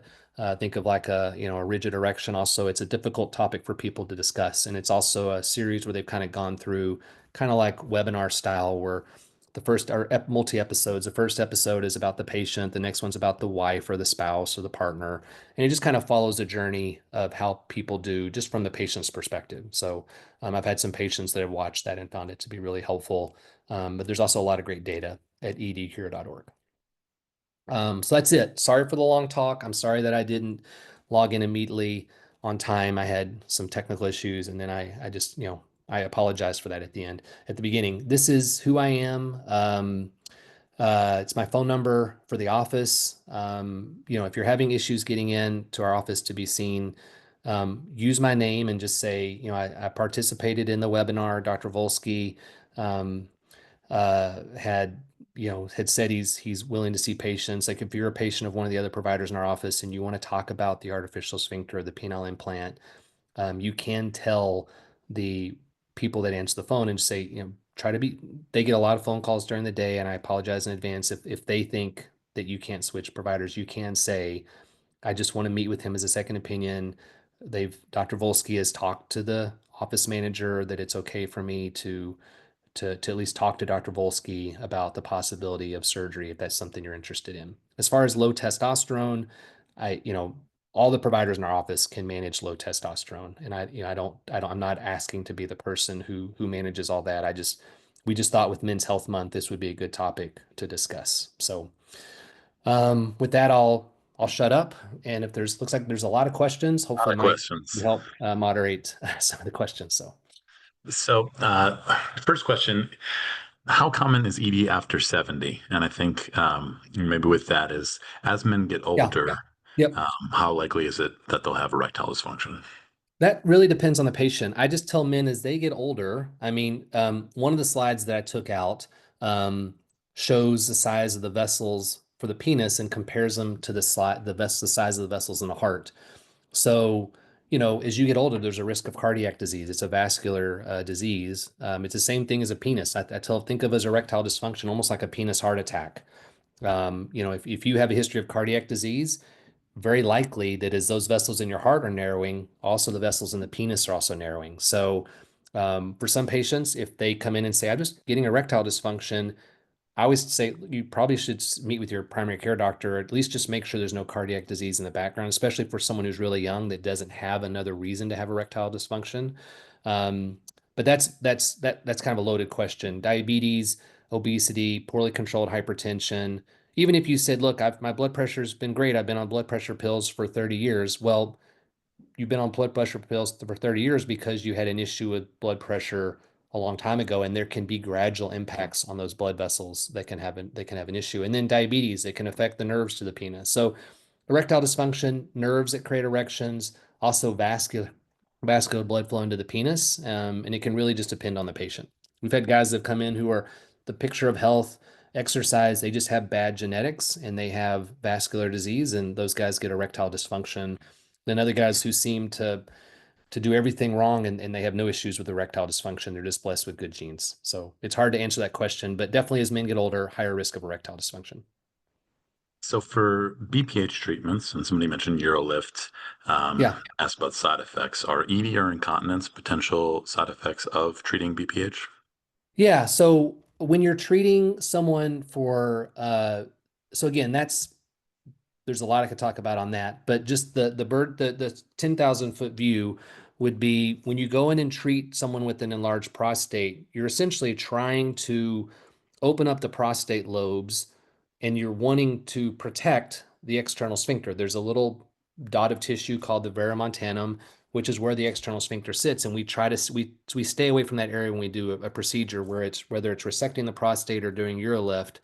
Um, the leakage patients can have after this, sometimes it can be more urge, like they get the desire, they've got to go more often. And what happens in those situations is a bladder has gotten so used to pushing so hard against the prostate to get the urine out. Once you relieve the obstruction, the bladder doesn't get the memo and it's constantly squeezing, but now it's squeezing against the prostate where there's no functional resistance because the prostate lobes have been opened. So what you would want to figure out for this particular patient, is it more urge incontinence where they get the urge to go and they're having issues with leakage, or is it, which rarely could happen, is it they they get stressed, like they cough or they sneeze or they get up out of their chair and they leak.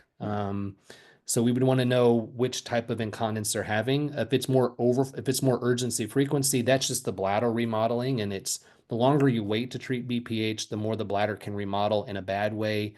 They could create these sort of urgency symptoms afterwards. And there's medications that we can give that kind of settle down those urge symptoms, kind of help to stretch the bladder volume out a little bit. Um, if it's more urge related. If it's stress related, then it would be looking into one of these operations or pelvic floor physical therapy, lifestyle modifications. Hopefully that Thank you. answers the question. So, a couple questions about incontinence following prostate cancer surgery. So, there's one person mentioned that they were told 5% of patients have side effects. And I think that includes both ED and incontinence. But it seems like the numbers are higher, this person's Yeah, saying. they And are. another person experienced that side effect, another frequent urination 45 to 50 times a day. And Yeah. not clear if that's urge or whatever. But in either case, how common truly are side effects after a prostatectomy? And then if Yeah. you are experiencing them, what's the next step? Yeah. So, I mean, so there can be a lot of reasons that men can have urinary issues after prostatectomy. The most common is we take the prostate out, the external sphincter, which we try to protect, is somehow injured, either it completely or incompletely, and there's varying degrees of leakage. And that it's hard to give a percentage risk of leakage after prostate surgery because there's so many things that go into it. Some patients have a really tight pelvis that really kind of sort of hangs over the prostate and makes it harder to get the prostate out, which can, as a result of struggling to get the prostate out, there could be sort of an injury to the external sphincter. Some patients have really large prostates, and it's hard to get the prostate out because it's taking up the entire pelvis. And that can make protecting the external sphincter more challenging. Some patients can have the guy that said he pees 40 or 50 times a day. I've had patients that have come in and said, before my prostate surgery, I didn't have to pee so often. And the problem is when you take the prostate out, the bladder was so used to peeing against that big prostate, they keep the Foley in for a week or 2 weeks, but the bladder can actually shrink. It can remodel. And this can happen in patients with prostate cancer who have significant BPH symptoms before the surgery, where the bladder can actually shrink down, lose capacity, become less compliant, so less stretchy. And now they just have to pee all the time because they've lost capacity in their bladder. There's things we can do to game the system for those patients. If it's more urge and frequency in a small bladder, is we can try pills. That the pills don't work, there's Botox that you can do that kind of helps to stretch the bladder out. Um, that would be someone we would just have to see in the office and do the history of the physical, have them do a 24-hour pad weight test. But really, for those guys, the bladder diary can be helpful to see how frequent they're going, and then have them record how much urine they're peeing. And then when we see them in the office, checking their post-void bladder scan. Are they emptying their bladder all the way? And if they're emptying their bladder all the way, but they're just peeing constantly, we just need to figure out if that patient just has a smaller capacity bladder. For the guy that gets stress incontinence, I feel like the degree stress incontinence can be very mild, it can be moderate, it can be severe, and we don't really know the true incidence because not everybody complains about it. So you can't get an accurate number, but I'd say, total stress incontinence, the thought is it's always, this is a guy who just, it's a leaky faucet, like, 1 to 2%. For guys with, mild, moderate, it can be up to 10%. The other thing that can be impacted by it is the surgeon that did your prostatectomy. There's such a thing as a 10,000-hour rule for people that play classical instruments. It's the same thing for surgery. If your surgeon's a high volume surgeon and is more comfortable, that surgeon's going to likely have a lower degree of incontinence because they're so used to the surgery. That being said, you could go to a surgeon who's a high volume surgeon and you just have really bad disease and you have really bad anatomy, and they do the best they can, but you're going to have incontinence afterwards. But that would be, you'd have to almost have to see the patient in the office and have to go through all these symptoms with them. But good question. So as a follow-up to that, if a patient knows that nerves were cut, I guess for both ED and incontinence, absent intervention with implant, is there any chance that they'll regain their continence or erectile function? Yeah. So when we say nerves were taken during a prostatectomy, those are the nerves, the cavernosal nerves that or the nerve bundle that goes around the prostate, and that affects erections. That's not going to affect your urinary control. Um, if you had more aggressive disease and the cancer was kind of invading down towards the external sphincter, when you get into the external sphincter, that's what's going to cause the incontinence. As far as erections, I tell patients it could be up to a year for nerves to recover.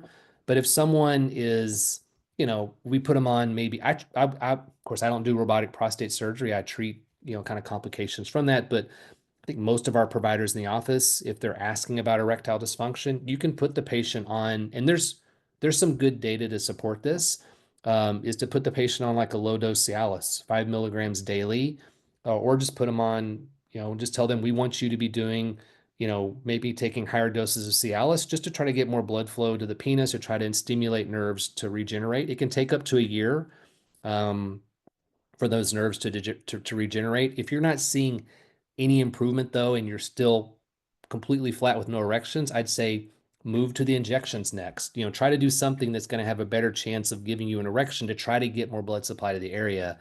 But you don't have to wait a year to get an implant. If you're not seeing any improvement with either of these, I think it's unlikely that in a year you're magically going to have erections. I would still tell patients give it 3 or 4 months, and then it would be worthwhile to see, someone who does these implants to talk about, hey, what are the next options that we could try?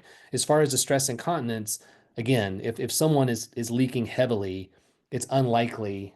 Let me make sure my battery's not going to die. It's unlikely that that that um, that they're just going to magically get better just by waiting a year. So some of those guys I've implanted 6 months after their radical prostate surgery. I apologize. I want to make sure my battery doesn't die. Mike, can you Yep, give me like a minute just to go grab a power cord? Unless we think we're getting kind of close. of course. Yeah. Give Go me grab that. Yeah, give me one. I just don't want the computer to die. So give me 1 second. Let me just run and grab my power cord. I thought I had it. Oh, I've got it here. Sorry. I do have it here. I use this computer upstairs, so I sometimes there. So we're fine now. Okay, we can keep talking. So next question is related to some specifics. So people asked, as far as caffeine intake goes, what is the limit in your mind if someone is experiencing any type of Yeah, incontinence? And then yeah, exercise, you said recommended that, but how much, yeah, how often? yeah. So caffeine, I mean, it's really just I'd say I tell but the way what I tell patients is I don't give specific recommendations on the caffeine. I say, look, you're an adult. You can swim in the deep end and control how much caffeine you're taking during the day. I tell patients just good if your whole day evolves around caffeine or some sort of what is it, liquid death or the Red Bull that people drink that has such a high caffeine content. I tell them like, you need to cut back on caffeine during the day. Um, if you need it in the morning or you just really like the taste of coffee, I mean, drink your coffee in the morning. But if your day revolves around pretty much the majority of your hydration involving some sort of caffeine, whether it's tea or a dark cola or an energy drink. I just tell patients just to cut back on the caffeine. It's not going to help with the stress incontinence. It's going to help more with the urge, that feeling like you have to go because it's a diuretic. It just your kidneys make more urine and then you have to urinate more. So if you can, probably the simplest way, just so you don't overthink it, is just try to cut back. I mean, for my wife, she loves coffee, but she had to give up coffee during one of our pregnancies. So she cut back to she didn't just stop cold turkey. She said, I'm gonna stop drinking coffee after 12 o'clock. And then once she kind of got that in place, she said, I'm just going to do half and half coffee. So she had to completely stop coffee. So she was able to cut back on her coffee intake altogether. It is a drug, so you don't want to just stop because you'll get these rebound headaches. But definitely trying to moderate. If you're somebody who's drinking coffee all day and you have urgency frequency, much easier just to try to just reduce your caffeine intake. I can't tell you what the minimum number you can take is. I just tell patients try to cut back, and it should have some degree of improvement. As far as exercise, that's more like stress incontinence. So I tell patients like and there's not been any studies that have taken patients who are and let them get completely out of shape and then they've gotten them back in shape and seen, what the improvement is. We just know that the external sphincter, it's skeletal muscle. So that's muscle, you're lifting weights, you're moving around that helps to improve your pelvic floor strength. So, being active, getting out and walking, during the day, exercising. I mean, just anything that's going to involve moving your body is something that we want patients to do just to increase their overall physical activity. It's going to have benefits not only on their pelvic floor, but also, cardiovascularly, bone strength, just energy level. So, if you're someone that comes in and says, look, my job is I sit at a desk all day. I go home, I sit in front of the TV or I play video games and they're pretty much nothing in their life involves any sort of physical activity. I say, hey, get out and be active, try to exercise. You may notice some benefit, but I don't give people a exercise routine and tell them if you do this, there's a quote percent chance you're going to have improvement in your stress incontinence. I think that's also where the pelvic floor physical therapist comes in, that they're going to try to work on strengthening those skeletal muscle with the Kegel exercises we talked about. But also with exercise, you're losing weight. If you've got a lot of adipose tissue in your belly, that's just pushing more on your bladder. I mean, just getting into better shape can also have some benefit. I know I'm not giving exact answers. These are just lifestyle modifications that we recommend to patients that we know has a benefit. I just can't give people a number value. And I wish I could. I don't have the ability to do that. So Thank you. sorry. So Yeah. post prostatectomy, if men need testosterone replacement therapy, uh, is that a temporary need or will they need to do treatment forever? Typically, I mean, if you have so first of all, if you've and that's a great question. If you've had prostate cancer and you've been given medications to block your testosterone, and then you're still on those medications, we probably don't want to give you testosterone with the prostate cancer meds that are blocking your testosterone. They kind of negate they negate themselves. So if you're off medications that block your testosterone and your PSA is stable, um, I'm sorry, the question was, sorry, I want to make sure it was, Like if they've been given testosterone replacement therapy yeah, afterward, yeah, will I'm they sorry, have yeah, to yeah. continue that? Yeah. So if they have low testosterone, that's just a product of just age. If we give them testosterone, it's not going to jumpstart their body's ability to make testosterone again. It's most likely a lifetime issue that they're going to need it. So yeah. Quick follow-up question there's is it true that capsule forms of testosterone are a waste of money? Um, Hmm. Those are the pellets. I mean, you can do the pellets. These are these subcutaneous pellets. They work great. I've I think had the patients new that have. oral medications actually is what they're referring to. Oh, the orals, yeah. So the oral, I haven't had any patients in my practice because it's a newer medication, and for a lot of patients, it's cost prohibitive because it can be like a couple $100 a month. Um, and insurance companies won't cover it, so it's just cash out of pocket. It's not a waste of money. The tablets have been shown to be beneficial. I've unfortunately not had anybody in my practice that we put it on just because it's cost prohibitive. I do think in the next 5 to 10 years, we're going to see that hopefully as these become more cost appropriate, that we're going to see more patients on them. It took them a long time to figure out, them meaning the pharmaceutical corporations, to figure out how to give the pills and not have the secondary effect on impact on your liver. So it's been approved by the FDA, so it is safe. Um, um, I don't have any patients in my practice that are on testosterone tablets, but I have other providers I know who have been able to get paid, who have patients that have paid for it, and it does help. They would not have approved it if it didn't do anything, and they would not have approved it if because they knew the risk of in the past was the liver. So they would not have approved it if they knew that it was going to have liver toxicity. Thank you. So, question about you mentioned obstructive sleep apnea as relates to testosterone. If that is successfully treated, could there be a positive Yeah. benefit on testosterone? Yeah, it could be. There's actually, and I don't, I read up more on this before the talk because I knew this was going to be a question that came up. There's been data showing that if someone has obstructive sleep apnea, that could be related to low testosterone. So in my mind, I think of it as maybe the patient is more sedentary and they're not as active. And if they get on testosterone, they'll be more active, they'll lose some weight, and their obstructive sleep apnea will get better. So I don't, I think of it as it's hard to know if just putting the patient on testosterone magically makes their obstructive sleep apnea go away. I'd say if you have obstructive sleep apnea and you have low testosterone and you're symptomatic, then I think treating treating the low testosterone could have a benefit. Um, I personally think it's probably because you're getting testosterone, you're feeling better, you're more active, you're getting out doing more, and as you lose weight, obstructive sleep apnea can improve. So, but from what I could find, I couldn't find any data that said it this is why it's happening, other than they just said, hey, there's been an association that's been shown, and this is a potentially therapeutic benefit for pulmonologists or urologists to be aware of. Is it safe to use testosterone when one has bladder cancer? Yes. Bladder cancer has no impact on testosterone. It doesn't, it's prostate cancer where we worry about it. So if you have bladder cancer, you can definitely get testosterone replacement. How much will nicotine um, affect ED and testosterone levels? You mean like nicotine replacement? Like So, a nicotine pouches is what Yeah, they.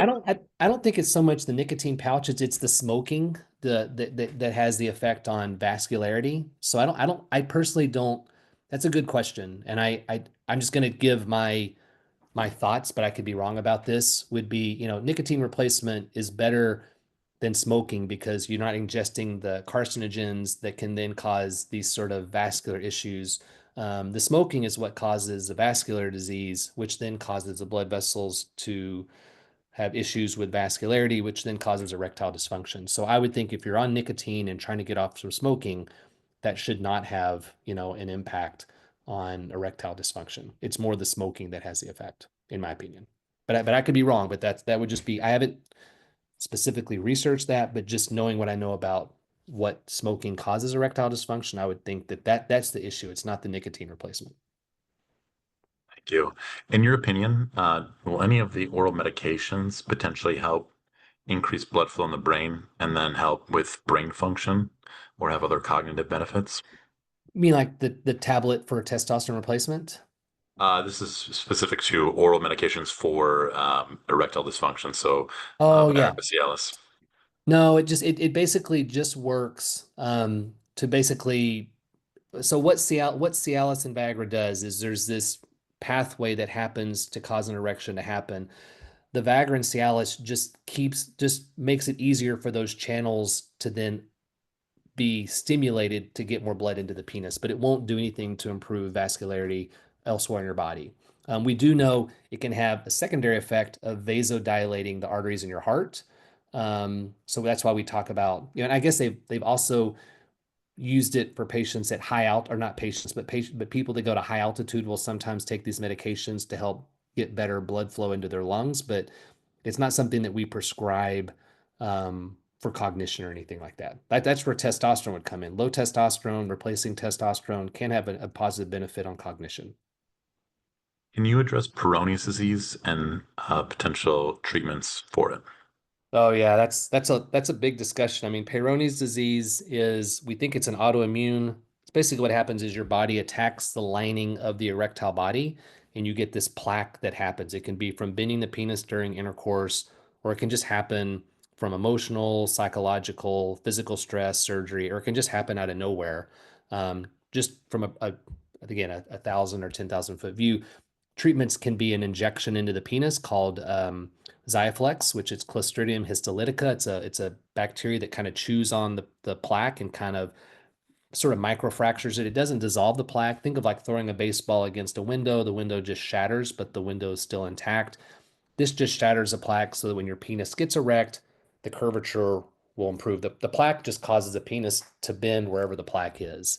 So the Xiaflex helps to improve or sort of chew up the plaque to where it's just more stretchy so that when you get an erection, it's more straight. And then there's surgery to go in and kind of straighten the penis to kind of fix the curvature. And then there's surgery to cut out the plaque. The problem with that surgery is that it can have, in 40% of men, it can have some impact on erections and sensation if the plaque is on the top of the penis. So there are treatments for Peyronie's disease. This is a discussion. I just typically go through the patients within the office, pros and cons, and then they kind of decide which one makes the most sense for them.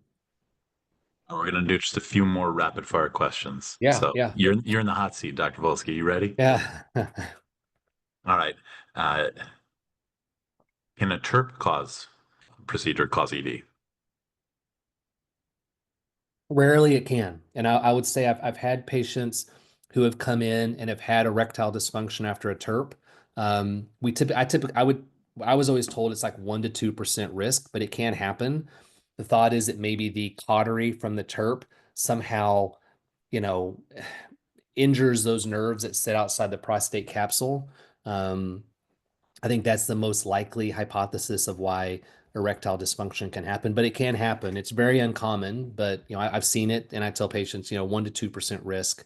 I try to remember to tell my patients that when I sign them up for a TERP. We don't do a lot of TERPs anymore, so there's other things. A guy had asked about UroLift. There's other procedures out there, but it can happen. It's uncommon, but it can happen. Kidney stone cause ED. Can what? A kidney stone. Shouldn't. Nope. Kidney stone should because it's a stone in the kidney that's coming down the ureter into the bladder and you're just passing the stone. So the kidney stone shouldn't cause erectile dysfunction. That would be because those nerves run outside the prostate. It's not in the pathway of where the stone is passing. The patient has an AUS and then later has a penile implant procedure. Mhm. Um, Generally, do they have positive outcomes? Yeah, I will say that is a I've changed my stance on this. When I first started practice, I would say, "Oh, someone wants an IPP and an AUS, we'll do them at the same time." After seeing what those patients go through, I have now tell my patients, if you want both of these, that's great. Let's first put the artificial sphincter in because you're going to want to be dry first before because we put the implant in, but you're peeing all over your spouse. Nobody's going to be happy with that. So I typically will go first and say, let's put the artificial sphincter in, get that sort of under control, let you recover, and then we do the penile implant. But you can definitely get both of those procedures done. I personally don't do the procedures both at the same time because just seeing my patients recover, there is a longer recovery. It's just a little bit harder for the patients with that undergo that. So I typically just don't combine the surgeries. I break them up into two operations, but it can be done. Thank you. So if someone's tried other treatment options, pills, injections, those haven't worked, what's the likelihood that them trying testosterone therapy will help their erections? Yeah, that's a great question. So first of all, there's some clinics in town that will say, oh, if we inject plasma-rich platelets or some sort of stuff into the penis, that's going to help with erectile dysfunction. That's investigational and it's not been approved. It's cash out of pocket. It doesn't make this. I'm just kind of going on my soapbox because this might be something what somebody's thinking.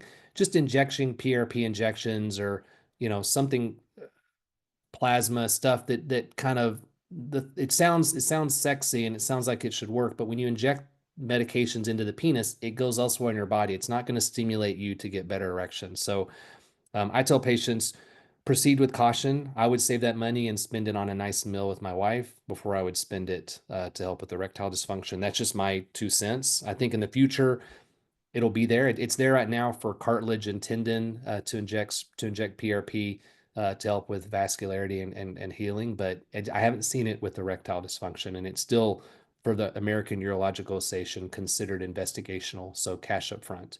Um, as far as uh, sorry, Mike, they're asking about what was it? The question? Well, so I think just in the interest of time, might need to move on to just the last couple here uh, Yeah. on that one. One being, can somebody make an appointment with you? Yes, they can. Call the phone number that's on this slide, and just tell them that you participated in our webinar and that you would like to set up an appointment to see me.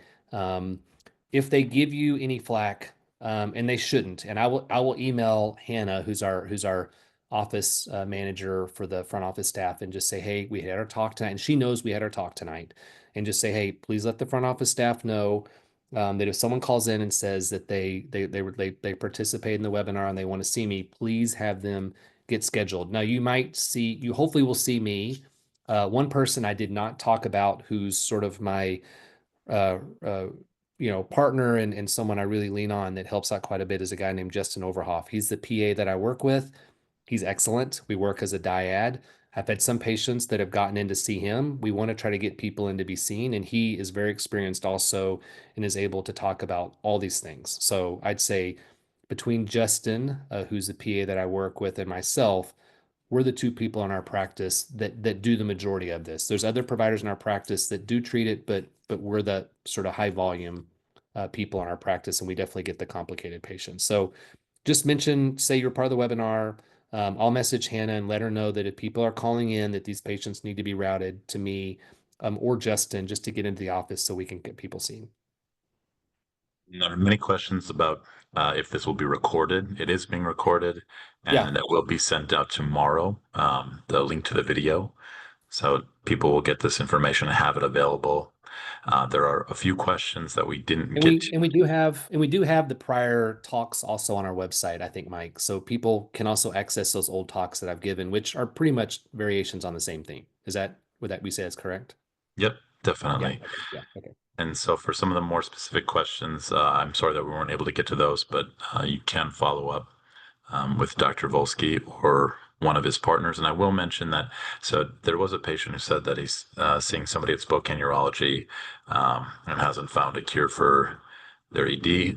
You just mentioned you're a specialist. So if Yeah. someone is advanced in their ED treatment journey, um, when is it appropriate to see you? Yeah. Just if they feel like they just want to see me to be seen, I've asked to be I'm thinking of the word I'm thinking of to be polite to the other providers in our practice. I didn't want to say, oh, hey, I'm giving this talk and I expect everybody to see me. I'm not, that's not what I expected at all. We just want to provide this resource for people to have a provider they can see. And I asked the providers in our practice, look, if someone hears the talk and they want to see me, do I have your permission that they could see me kind of as a second opinion? We do have a policy in our office that we don't want people seeking out second opinions in our practice just because it fragments the care. But that occasionally happens in our practice where someone's being seen by someone where they're not necessarily able to handle the condition, and then those patients are able to seek out a second opinion. So just say, and I'll let Hannah know this, or maybe some people that call in and say, I'm being seen by Dr. So and so. I'd like to see Dr. Voelzke. We haven't been able to make any headway for my X condition, and that should not be a problem. If it is, um, I would just say, I would say, politely ask and say, can I just speak to the office manager? Her name is Hannah. I don't want to have a bunch of people flooding her inbox and trying to speak with her. This would be for patients that say, look, I've talked to the front office. They're stonewalling me. They won't let me see Dr. Voelzke.